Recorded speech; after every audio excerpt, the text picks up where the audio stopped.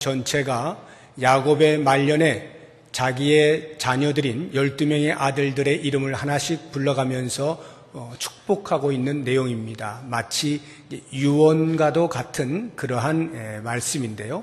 이 축복하고 있는 내용들을 보게 되면 다분히 예언적 성격을 띤 축복이다라고 하는 것을 알 수가 있습니다. 이 예언적 성격을 띄었다라고 하는 말의 의미는 야곱이 생각나는 대로 자녀들에게 무작정 좋은 말을 해주었다는 말이 아니고 그 자녀들이 살아온 삶의 여정들을 아버지로서 바라보면서 그 삶의 질과 내용을 근간으로 해서 거기에 맞게 축복을 했다라고 하는 의미입니다. 그래서 이 말씀을 우리가 확인할 수 있는 것이 읽지는 않았습니다만 28절을 보시게 되면 이들은 이스라엘의 12지파라. 이와 같이 그들의 아버지가 그들에게 말하고 그들에게 축복하였으니 곧 그들 각 사람의 분량대로 축복하였더라. 여기 각 사람의 분량대로 축복했다라고 하는 말이 곧 그 뜻입니다. 각 사람들이 살아온 그 삶의 내용을 따라서 거기에 맞게 예언적 성격을 띤 축복의 말씀들이다라고 하는 것입니다. 그래서 1절부터 보시게 되면 49장 1절부터 보시게 되면 이제 그 축복하는 내용들이 쭉 이제 설명이 되면서 2절부터 장자인 루벤으로부터 시작하여서 12아들이 쭉 소개가 되고 있는데요. 첫째 아들 루벤, 둘째 아들 시므온, 셋째 아들 레위 이런 사람들의 내용을 보시게 되면 축복하고 있다는 생각이 잘 들지 않습니다. 어쩌면 오히려 저주 쪽에 더 가까운 그러한 내용들이 기록되고 있는 것을 보게 됩니다. 왜냐하면 루벤은 의붓 어머니와의 통관을 통해서 죄를 범하였고 이 시므온과 레위는 세겜 땅에 머물러 있을 때에 그 동생 디나의 강간 사건으로 인하여서 그 세겜에 있는 모든 사람들 다 몰살시켜버리는 그런 죄를 짓게 되죠.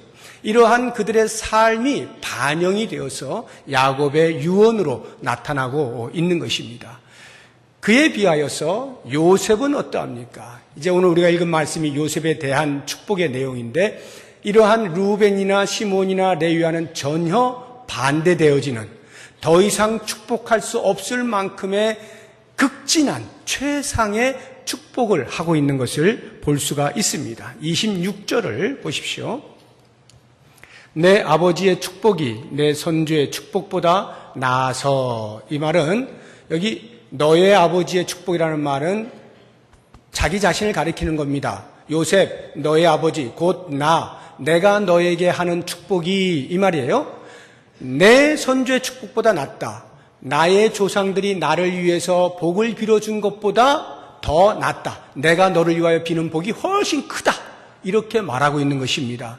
야곱이 어떻게 이렇게 불경스러운 말을, 자기 조상들을 인정하지 않는 듯한, 아니 어쩌면 자기를 더 내세우는 듯한 이런 표현을 쓰고 있는 것은 그만큼 야곱의 인생, 자기가 경험했을 때 더 이상 나쁠 수 없는 버러지 같은 인생을 찾아오신 하나님의 은혜를 절절히 선명하게 경험했기 때문이에요. 그 좋으신 하나님을 경험한 야곱으로서는 그 하나님의 이름으로 내가 너에게 복을 내린다 라고 이야기하는 거예요. 그러면서 그 복의 내용이 영원한 산이 한 없음같이 이 축복이 요셉의 머리로 돌아오며 그 형제 중 뛰어난 자의 정수리로 돌아올 것이다. 영원한 산이 한 없음같이 큰 산이 있습니다. 그 산이 영원토록 있습니다. 그 자리에 있습니다. 그런 것처럼 내가 너를 위하여 비는 복들이 너의 평생에 그대로 임하기를 원한다라고 하는 이와 같은 최상의 축복을 하고 있는 것입니다. 이러한 예언적 성격을 띤 축복에는 기원도 담겨 있고 당부도 담겨 있고 때로는 명령도 함께 내포가 되어 있습니다. 야곱의 눈에 보이는 요셉의 인생, 요셉의 살아온 삶이 과연 어떠할까요? 그 요셉을 바라보는 그 삶의 내용의 근간에서 이와 같은 축복을 했다라고 할 때 야곱이 느끼고 있는 요셉의 생애, 그것을 야곱은 이렇게 표현하고 있습니다. 22절을 보십시오. 요셉은 무성한 가지 곧 샘 곁에 무성한 가지라 그 가지가 담을 넘었다 해서 가지라고 하는 단어를 사용해서 요셉의 전생을 표현을 하고 있는 것을 볼 수가 있습니다. 그렇다고 하면 과연 그 가지가 어떠한 가지냐라고 하는 꾸며주고 있는 말들을 통해서 우리는 야곱이 요셉을 어떻게 보고 있는지를 엿볼 수가 있어요. 그 첫 번째가 무성한 가지죠. 요셉은 무성한 가지다. 여기 말하고 있는 무성한 가지라는 말은요, 예수님께서 십자가에 못 박히시기 위하여 예루살렘에 입성하셔가지고 길을 가시다가 무화과 나무가 잎만 무성하고 열매 없는 것 때문에 저주하셨던 그때의 그 잎만 무성한 이런 의미의 무성한이 아닙니다. 여기에 무성한이라고 하는 것은 영어로 하면 fruitful, 열매를 맺는 이런 말, fruitful vine이라고 이렇게 NIV는 표현을 해놓고 있습니다.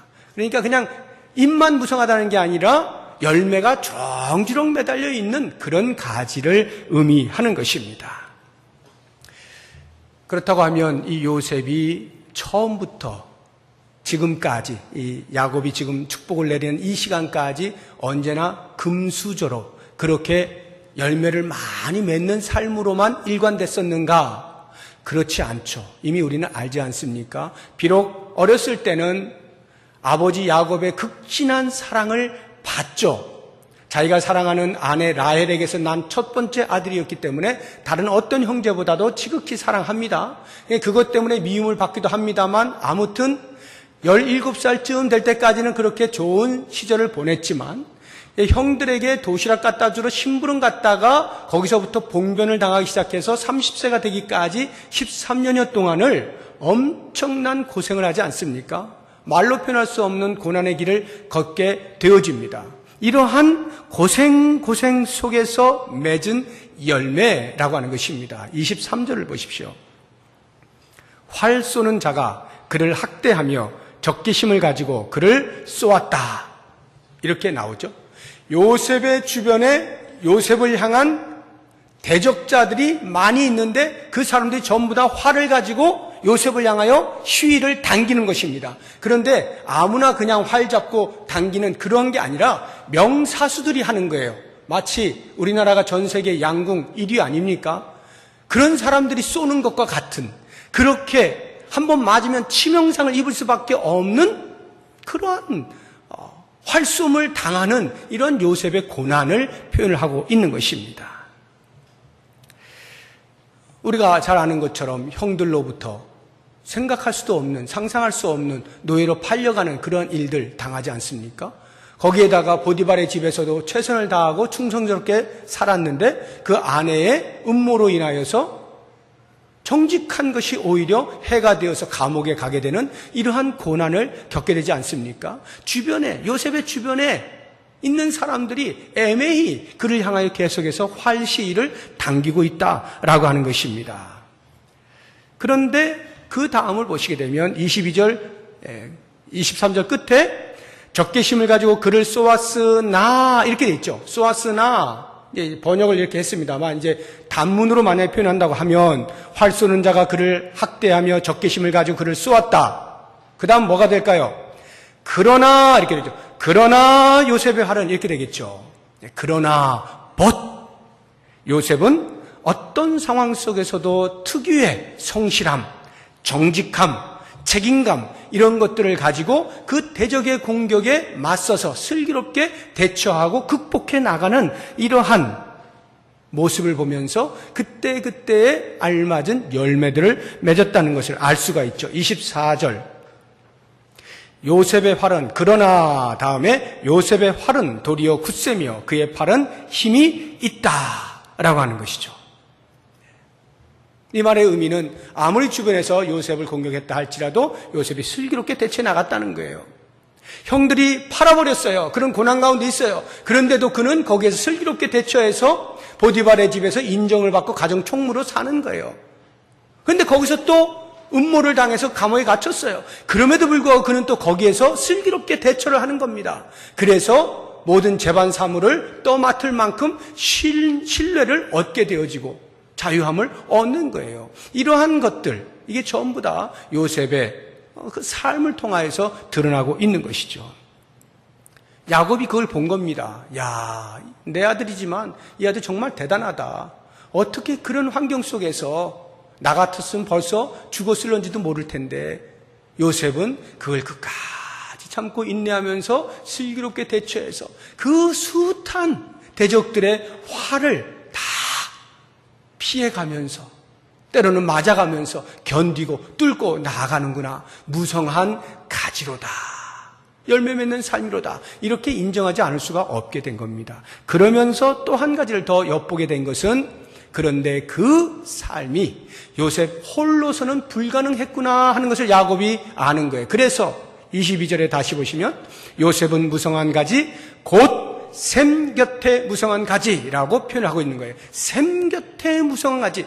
왜 가지가 무성할 수가 있었는가? 왜 열매를 많이 맺을 수가 있었는가? 그것은 샘 곁에 놓였기 때문이다 라고 하는 것입니다.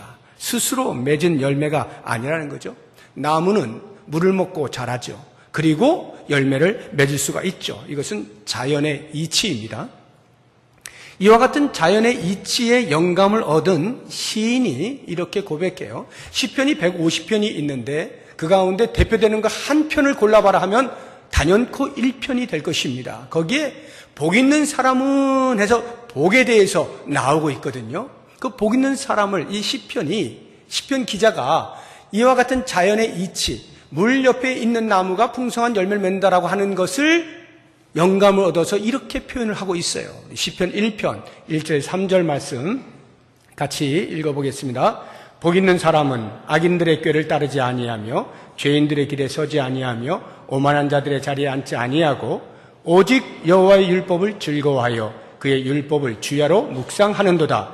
그는 시냇가에 심은 나무가 철을 따라 열매를 맺으며 그 잎사귀가 마르지 아니함 같으니 그가 하는 모든 일이 다 형통하리로다. 시냇가에 심은 나무가 철을 따라 열매를 맺는다는 것을 아는 거죠. 잎사귀가 마르지 않죠. 그런데 그것을 뭘로 비유하고 있느냐면 복 있는 사람은 이러이러한 것을 하지 아니하며 하고 2절에 오직 여호와의 율법을 즐거워하여 그 율법을 주야로 묵상하는 사람이다 라고 하는 것입니다.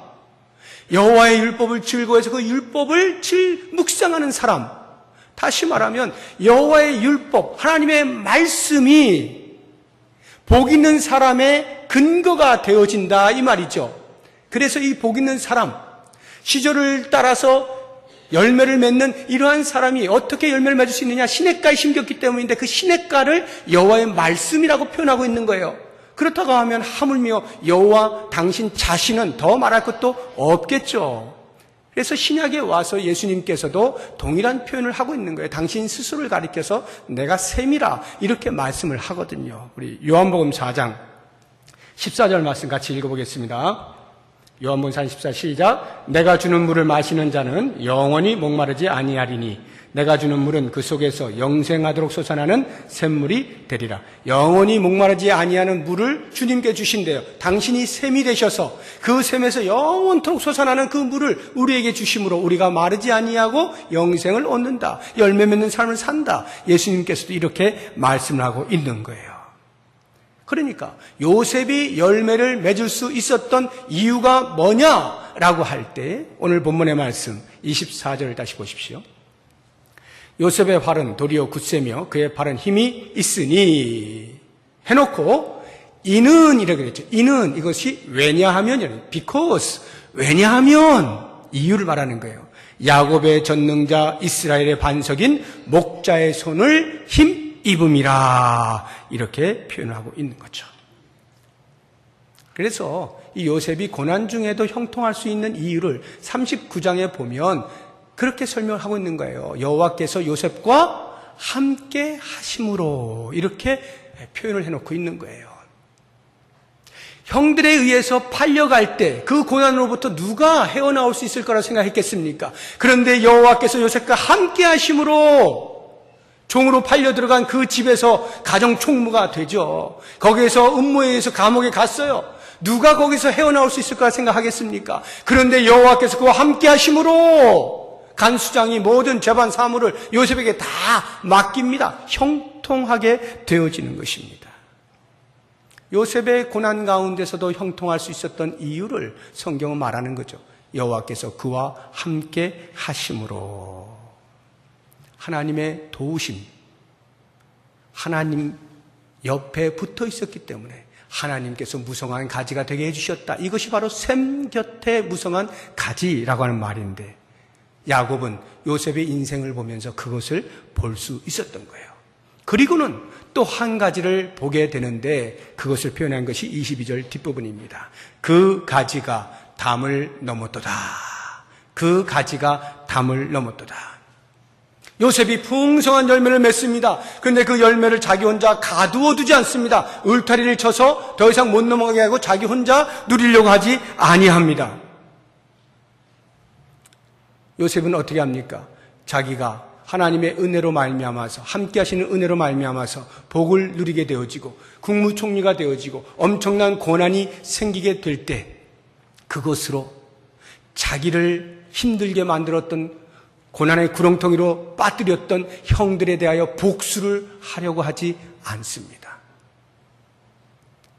봐라, 내가 지금 이런 사람이 됐다 라고 누군가에게 자랑하거나 우쭐거리지 않습니다. 오히려 그는 그 가지고 있는 고난을 가지고 다른 사람들의 유익을 도모하는 일에 사용하고 있는 것을 볼 수가 있습니다. 형제들을 다 용서하지 않습니까? 그리고 기근으로 인하여 굶어 죽을 수밖에 없는 그들의 양식을 주어서 살리죠. 그 아버지 야곱과 모든 식솔들을 전부 다 고센 땅으로 오게 해서 거주하게 만들지 않습니까? 뿐만 아니라 그의 권한을 가지고, 그 지혜를 가지고 애굽의 백성들뿐만 아니라 주변 국가들의 모든 기근으로 인하여 힘들어하는 백성들을 다 먹여 살리지 않습니까? 샘 곁에 무성한 가지가 담을 넘어가는 거예요. 자기에게 가두어두지 아니하고 다른 사람들에게로 전달을 하고 있다, 흘려보내고 있다라고 하는 것, 이러한 것을 야곱이 보게 된 겁니다. 그러면서 그와 같은 요셉의 생애를 근간으로 하여 복을 내리는 거예요. 그래 맞다, 너의 인생이 이러하니 앞으로 너의 가문이 대대로 무성한 가지가 되기를 내가 간절히 원한다, 기원하는 것입니다. 너뿐만 아니라 너의 자손 모두가 그렇게 풍성한 열매를 맺기를 원한다. 그리고 내가 꼭 부탁하는데, 그 열매는 너희들 스스로 맺는 것이 아니라 이미 네가 경험했겠지만 하나님께서 너와 함께 하심으로 맺어질 수 있었던 것이니 너와 너의 자손들도 그렇게 될 수 있기를 내가 간절히 당부한다. 잊지 말아라. 그런데 우리가 역사적으로 보면 이 야곱이 그 요셉에게 기원했던, 무성한 가지가 되기를 기원했던 그것은 실제로 이루어지게 됩니다. 요셉의 두 아들 에브라임과 므낫세가, 다른 사람들은 그 아들 하나당 한 지파인데 이 요셉에게 있어서만큼은 두 아들 각각이 지파가 되어집니다. 두 지파가 생겨나게 돼요. 훨씬 강성해지는 복을 얻게 됩니다. 그런데 이 야곱이 당부한 하나님 곁을 떠나지 말아라, 샘 곁에 무성한 가지다, 이 당부를 에브라임과 므낫세가 소홀히 합니다. 그래서 하나님을 떠나게 되어 자신들의 힘을 믿고 북이스라엘의 패권을 지는 그런 에브라임 지파였지만 하나님을 떠나게 되므로 하나님이 과감하게 버려버리죠. 그래서 그냥 에브라임과 므낫세 지파가 그냥 멸망을 당해버리지 않습니까? 안타까운 일이죠. 야곱의 이와 같은 당부를 그 요셉과 자손들이 잘 수행을 했어야 하는 거죠.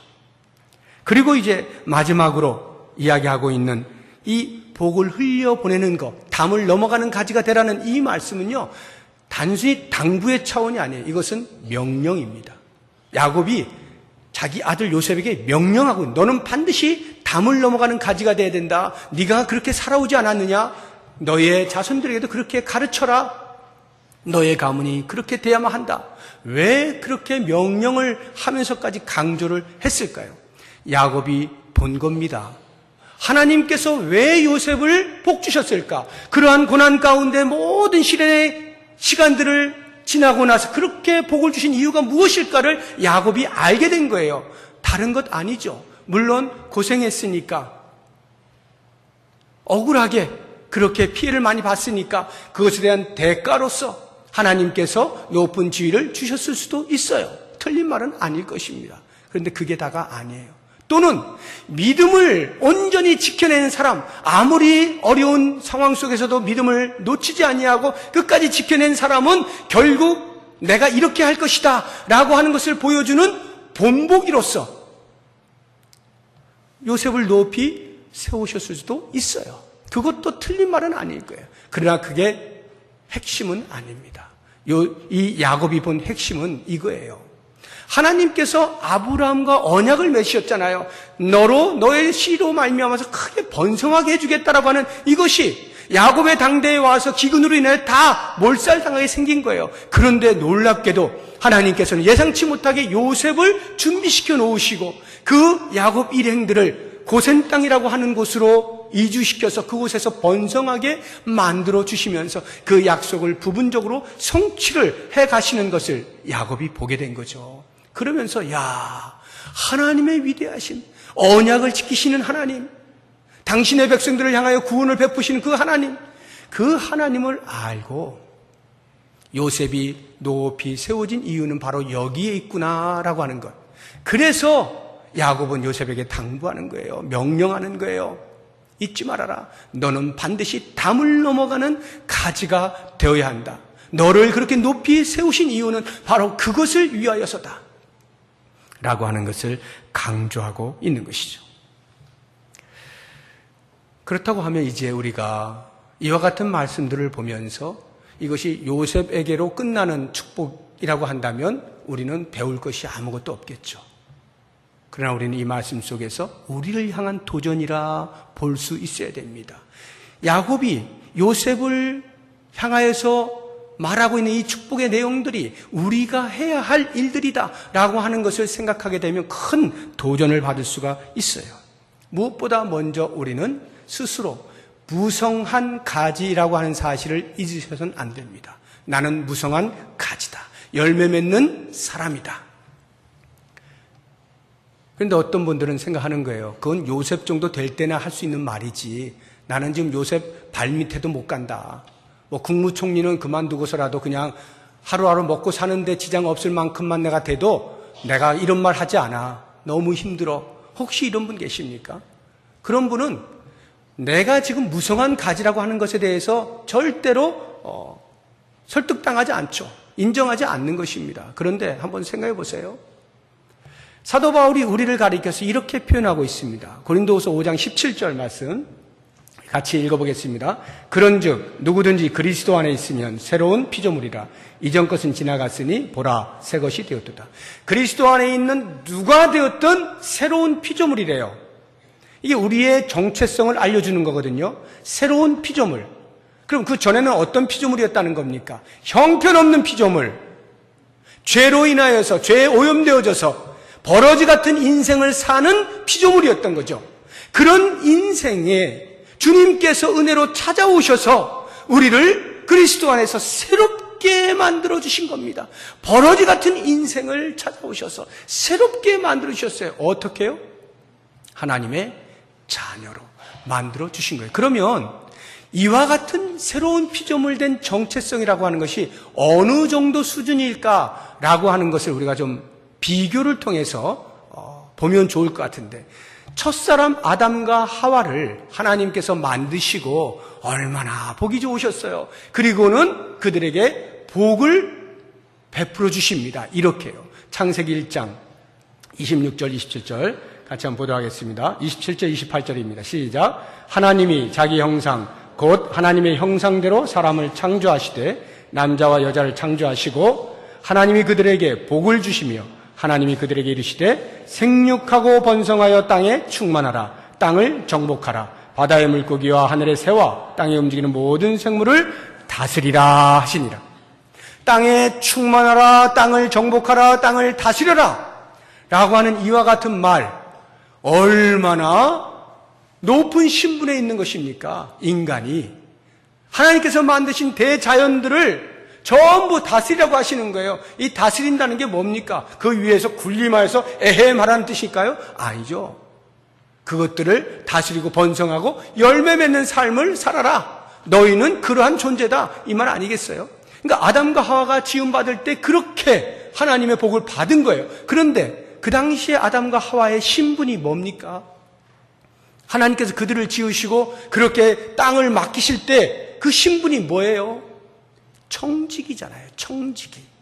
하나님께서 만들어 놓으신 것을 사람으로 하여금 네가 맡아서 관리해라 라고 하는 모든 권한을 위임하면서 네가 한번 맡아서 관리해봐.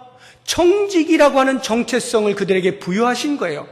청지기에게조차도 땅에 충만하라, 땅을 정복하라, 땅을 다스려라 라고 하는 엄청난 복을 부어주셨다라고 할 것 같으면 하물며 하나님의 자녀가 된 우리들에게는 어떤 복을 주시겠어요? 우리의 신분이 과연 어떠할까요? 첫사람도 청지기 주제에 그 정도로 엄청난 복을 받을 만큼의 높은 신분이었다고 한다면 하물며 하나님의 자녀된 권세를 가진 우리들이 누리는 복이야. 말로 해서 무엇하겠어요? 그것이 잠시 내가 지금 주변 가운데에서 내 환경이 어떠하냐라는 것으로 평가할 수가 있는 것입니까? 아니죠. 이미 우리는 그리스도 안에서 새로운 피조물, 하나님의 자녀가 된 그 신분 자체에서부터 이미 우리는 열매 맺는 삶으로 사는 거예요. 요셉이 그 어려운 고난의 환경 가운데에서 아무것도 할 수 없는 것처럼 보였잖아요. 늘 사람들에게 치이고 그렇게 사는 사람처럼 보이잖아요. 그러나 요셉이 어디 그러합니까? 그 속에서도 여전히 주님 곁에 딱 붙어서 주님이 그를 형통케 하시는 그런 복들을 순간순간 누리지 않습니까? 이미 그 요셉의 주변에 있는 사람들에게 자기를 통하여서 복이 흘러가도록 그러한 삶을 살잖아요. 우리는 하나님의 자녀라고 하는 새로운 피조물 된 이 신분을 가지고 이미 우리의 주변에 열매를 나누어주며 살아갈 수 있는 존재로 세움받았다라고 하는 것을 잊지 말아야 하는 것입니다. 그리고 또 한 가지 중요한 것은 이렇게 우리가 열매 맺는 삶이라고 하는 것은 나 스스로가 맺을 수 있는 것이 아니라 철저하게 예수 그리스도 안에서 주께서 내 안에 계실 때 이와 같은 연합 속에서만 가능하다라고 하는 이 사실을 잊으셔서는 안 되는 것입니다. 예수님께서 우리에게 강력하게 강조하고 있는 부분이죠. 요한복음 15장 5절 말씀 같이 읽어보겠습니다. 나는 포도나무요 너희는 가지라. 그가 내 안에 내가 그 안에 거하면 사람이 열매를 많이 맺나니 나를 떠나서는 너희가 아무것도 할 수 없습니다. 연합하여 사는 삶 속은 이미 열매를 많이 맺는 거예요. 이미 떠나면 아무것도 할 수 없다. 열매를 못 맺는다는 거예요. 마치 우리의 힘으로 열매를 맺는 것처럼 보일지라도 그것은 참 열매가 아닌 거예요. 오직 주 안에, 주가 내 안에 연합의 삶 속에서만 우리는 풍성한 열매를 맺으며 살아갈 수가 있다라고 하는 것입니다. 제가 지난 주간에 모 집사님하고 전화를 하는 중에 힘들어도 이렇게 힘들 수가 있습니까? 라고 하는 투정 아닌 투정을 하더라고요. 너무너무 힘든 거예요. 사는 게 쉽지가 않아요. 제가 그 형편을 아니까 딱히 제가 다른 말을 할 수는 없고 이 말씀들을 제가 묵상하고 있는 중이었기 때문에 이 말씀들을 같이 나누었습니다. 때로 환경은 우리를 그렇게 어렵게 만들 수가 있다. 마치 요셉이 형들에 의해서 종으로 팔려가듯이 마치 요셉이 음모에 의해서 감옥에 끌려가듯이 그러한 환경 가운데 놓여질 수 있다. 그러나 요셉은 요셉이다. 하나님이 함께 하시는 요셉이었다. 중요한 것은 내가 지금 환경이 너무 힘들어서 살겠냐 못 살겠냐 이 부분이 아니라 내가 주 안에 주가 내 안에 연합의 삶을 살고 있는가, 이것을 보아야 한다. 여기가 되면 이미 우리는 열매를 맺는 삶이다. 그 열매가 내가 생각하는 열매가 아닐지라도 이미 주님은 나를 통하여 열매 맺는 삶으로 살아가게 하고 계시는 것이다. 이 부분이 확신이 들어야 한다라고 하는 것입니다. 연합의 비밀을 깨닫는 사람이 좌절할 수 있을까요? 아무리 힘들고 아무리 눈물 나고 답이 없어 보이고 사방이 캄캄해 보인다 할지라도 좌절할까요? 아닙니다. 좌절하지 않아요. 왜? 어차피 연합이라고 하는 말 자체는 내 삶을 주께 맡겼다는 뜻이고 주님이 내 삶을 책임지신다는 뜻인데, 주님이 그렇게 하실 때는 그런 이유가 있으신 거죠. 그것에 대한 신뢰가 있기 때문에 좌절하지는 않아요. 힘들 수는 있어요. 버겁죠. 버티기 힘들어요. 그러나 좌절하지는 않습니다. 손을 놓지는 않습니다. 하나님, 이럴 수는 없는 겁니다 하고 하나님을 떠나지는 않는 겁니다. 그 반대도 마찬가지예요. 내가 잘 되었어요. 풍성해요. 그렇다 할지라도 교만하지 않습니다. 왜? 내가 맺는 게 아니니까. 주님이 나로 맺게 하시는 것이니 교만하지 않아요. 자랑하지 않아요. 떠벌리지 않아요. 그냥 겸손히 주가 나와 함께 하시고 내가 주와 함께 있고 이 연합의 은혜를 따라서 사는 것뿐입니다. 그렇다고 하면 이제 그 은혜를 깨달은 우리가 마지막으로 잊지 말아야 할 것이 무엇입니까? 이 요셉의 가지가 담을 넘어가는 것처럼 우리가 받은 바 은혜에 대해서도 담을 넘길 수 있어야 됩니다. 혹이라도 우리가 울타리를 쳐놓고 있지 않습니까? 그래서 그 울타리 안에서 안전하게 앉아있지는 않습니까? 내 삶은 이렇게 살면 돼 라고 나의 삶에 대해서만 집중하면서 다른 사람들의 삶이 어떠한지 살펴보지 아니하고 그렇게 혹시 살아가고 있지 않습니까? 그렇지 않습니다. 우리의 삶은요, 철저하게 요셉을 높여주셨을 때 그것은 많은 사람들에게 하나님의 덕을 선전케 하고 하나님의 구원의 역사를 선포하게 하시기 위함인 것처럼 우리로 하여금 열매 맺는 삶을 살게 하실 때에는 그 삶을 통하여 많은 사람들에게 선한 영향력을 베풀게 하시기 위하여 우리를 그렇게 만드신다는 사실을 잊으셔서는 안 되는 거예요. 그래서 요셉이 그렇게 담을 넘어갈 때 어떤 일이 벌어졌는지 한 가지 단적인 예를 들어보면, 형들을 만나가지고 서로 이제 부둥켜 안고 울고불고 합니다. 그리고는 이제 생존했다는 것을 깨닫게 되어지고 아버지에게까지 이제 소문이 갑니다. 이렇게 가족이 상봉하는 것을 보고 바로 왕이 감동을 해가지고, 야 요셉아, 내가 너에게 모든 걸 다 마련해 줄 테니까 너 그 가나안 땅에 있는 너희 부모님과 가족들 다 모시고 와라 하고는 수레를 내줍니다. 요셉이 그 수레를 형들을 통해서 길을 가다가 먹을 양식까지 다 포함해가지고 아버지에게로 보냅니다. 아버지, 이 수레 타고 오세요. 그때에 이 야곱이 어떻게 하는지 우리 46장 1절, 창세기 46장 1절 같이 보겠습니다.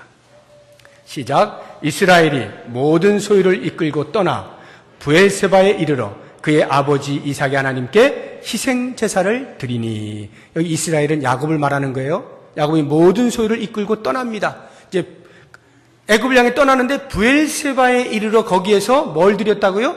희생 제사를 드렸다. 오늘날로 하면 예배를 드렸다라고 하는 것인데, 이게 얼마나 중요한 말이냐 하면, 야곱이 형들 자기 자녀들에 의해서 요셉이 죽었다는 소식을 들었던 그때로부터 이 46장 1절이 되기까지의 기간 속에서 성경에 야곱이 제사를 드렸다는 말이 한 번도 나오질 않습니다. 한 번도 나오질 않아요. 그래서 야곱의 삶 속에 실제로 그랬는지 안 그랬는지는 제가 알 수는 없으나 적어도 그러한 기록이 없다라고 하는 것은 야곱이 요셉의 죽음의 소식을 듣게 되었을 때 얼마만큼 무너졌는가, 얼마만큼 상실되었는가, 얼마만큼 삶을 살고 싶지 않은 심정이었을까라고 하는 것을 알 수 있는 대목입니다. 하나님께 예배할 힘조차 없는 거예요. 의미를 못 깨닫는 거예요.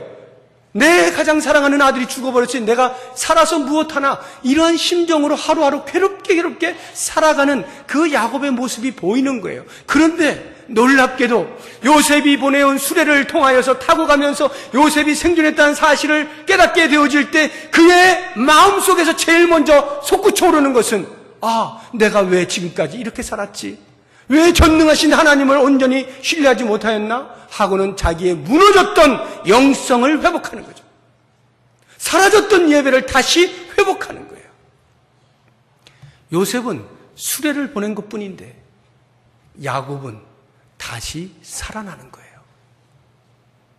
우리가 담을 넘어서야 된다라고 하는 의미는 이런 것입니다.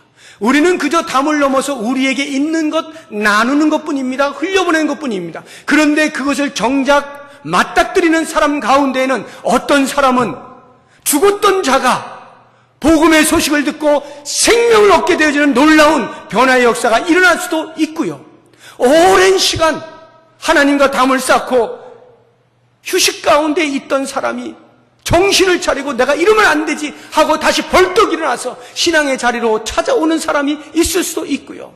미지근하게 그냥 이런 듯 저런 듯 신앙생활 하는지 안 하는지 모르게 살던 사람들이 우리의 담을 넘어가는 그 놀라운 일로 인하여서 다시 가슴에 뜨거운 불을 안고 새롭게 열정을 안고 하나님 앞에 돌아올 수도 있다는 것입니다. 과연 우리 안에 무엇이 있습니까? 우리가 담을 넘길 수 있는 것이 뭐가 있어요? 우리가 그리스도 안에 새로운 피조물이라 할 때, 우리가 그 새로운 피조물 된 것은 우리 안에 예수 그리스도께서 계시기 때문 아닙니까? 예수 그리스도를 모시고 있기 때문 아닙니까? 우리가 담을 넘어간다는 말은 다른 것 아니죠. 이 예수 그리스도를 소개한다는 거죠. 이 예수 그리스도를 알린다는 거죠. 예수 그리스도가 우리의 생명의 주인이다라고 하는 것을 알리는 거죠. 이게 담을 넘어가는 거예요. 우리의 가슴 속에 제일 가치 있다라고 여겨지는 것, 예수를 믿어 구원받았다라고 하는 이 사실, 이것을 전하는 거 아닙니까? 할 수 있다면 그리스도로 말미암아 내 인생이 이렇게 변하였다라고 하는 간증도 같이 할 수 있겠죠. 이렇게 우리 안에 가두어져 있었던 그 가치를 풀어서 담을 넘겨 사람들에게 흘려 보낼 때 비로소 하나님께서 우리를 구원하신 구원의 목적에 합한 삶을 살게 되는 것입니다. 사랑하는 성도 여러분, 우리가 10월 20일과 21일 양일간에 걸쳐서 가족사랑 축제를 합니다. 우리 장로님 기도하셨지만 매년 하는 연례적 행사가 아니죠.